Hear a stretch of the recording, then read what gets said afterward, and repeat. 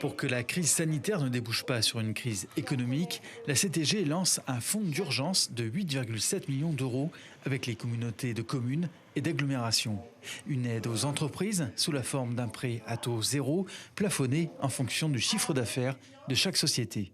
On sera dans des montants de 2005 à vraisemblablement 30 000 euros. On est obligé de réduire un petit peu la voilure pour satisfaire tout le monde, tout simplement. Après, il y a d'autres critères qui concernent la fermeture de l'activité ou la baisse d'activité. Donc ça, c'est des critères à prendre en compte aussi.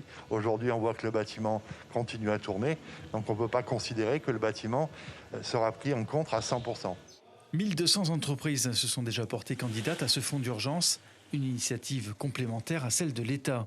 Mais malgré cette aide, les professionnels du tourisme, dont l'activité est quasiment à l'arrêt depuis le 17 mars, ne sont pas rassurés. Le fonds d'urgence ne va pas suffire.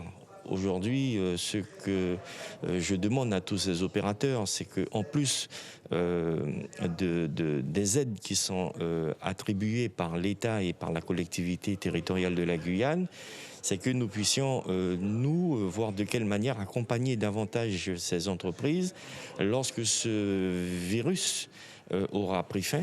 Dans les rangs de l'opposition à la majorité territoriale, certaines voix sonnent l'alarme en affirmant que les entreprises les plus fragiles risquent de passer à côté de ce dispositif.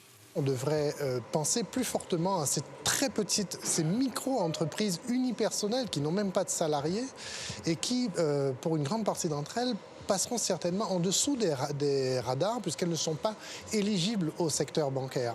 Et donc, elles ne pourront pas contracter les aides mises en place par l'État.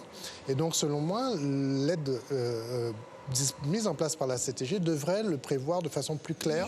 Le Conseil économique et social de Guyane, pour sa part, préconise déjà aux élus de créer un autre fonds destiné cette fois à relancer l'économie après la crise sanitaire.